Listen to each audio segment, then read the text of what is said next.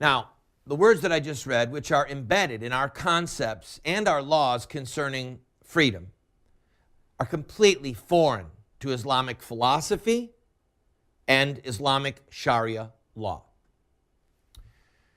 One other question we need to ask on a philosophical plane is this: can the leaders of nations decide what the religious practice or beliefs of their people will be? Now, if someone answers yes, then basically you have consigned those people to be subjects, not free men and women, but subjects, even slaves. The Western philosopher John Locke, who many of you remember from your college studies, he's had great influence on the West.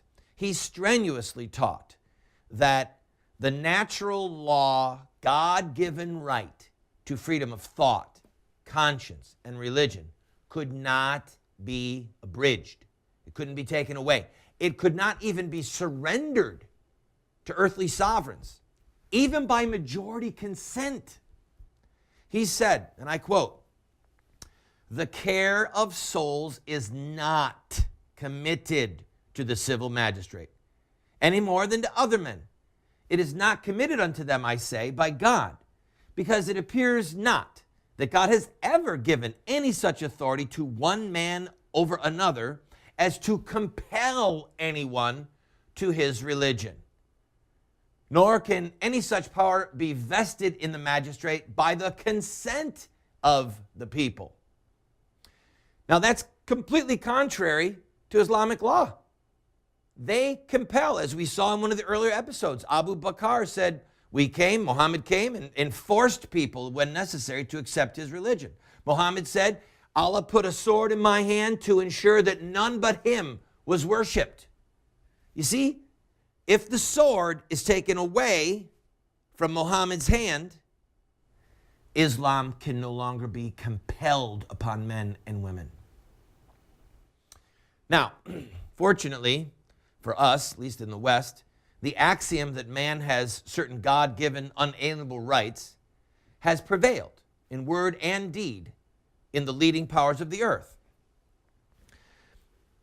One more thing I want to discuss with you by way of background is this: Nuremburg and Westphalia.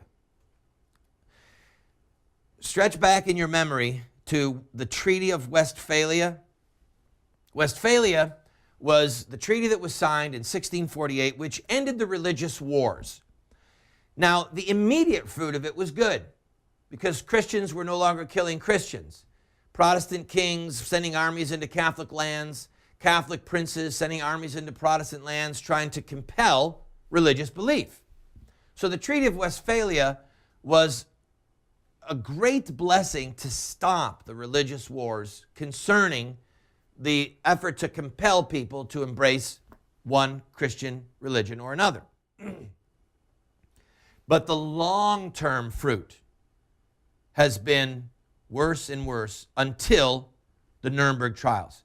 Now, I'm going to give you a quick synopsis. I invite you to do further study on your own.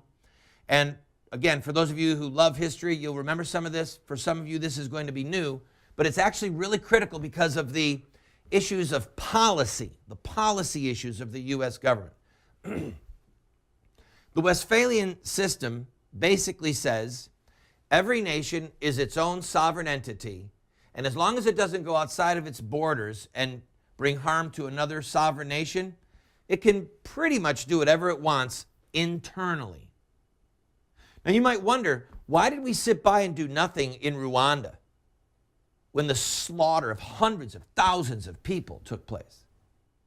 Why do we sit by when we know that there is horrifying atrocities happening?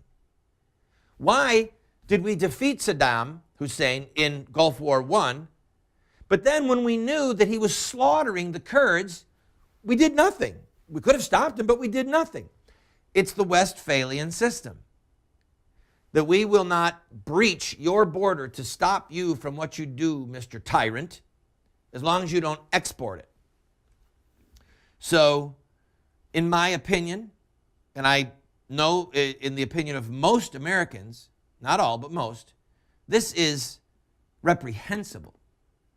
It's like knowing that the neighbor next door is brutalizing women and children in his house. You can hear their screams. But you say, well, it's in his house. You look through the window and you see him stabbing someone. Say, well, nothing I can do about it. It's his house. The Westphalian system is being corrupted and perverted right now, but it's collapsing. And I say thankfully. And what breached that wall were the Nuremburg Trials. As you know, after World War II, both in Germany and in the Pacific Rim, the leaders of Germany and Japan were tried as criminals. All right? I'm going to talk more about this in a little bit, but the quick overview is this. The leaders of the victorious powers said, you committed crimes inside of your own country prior to the war, and we're going to try you for those crimes. Crimes against humanity. These are crimes that are committed against the natural law that go all the way back to Cain and Abel, with a clear reference to Mosaic law, the laws of God.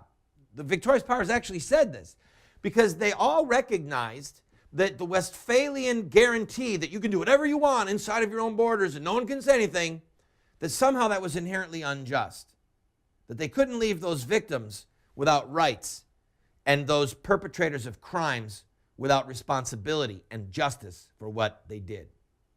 So as we go forward talking about Sharia law, this haunting question begins to emerge.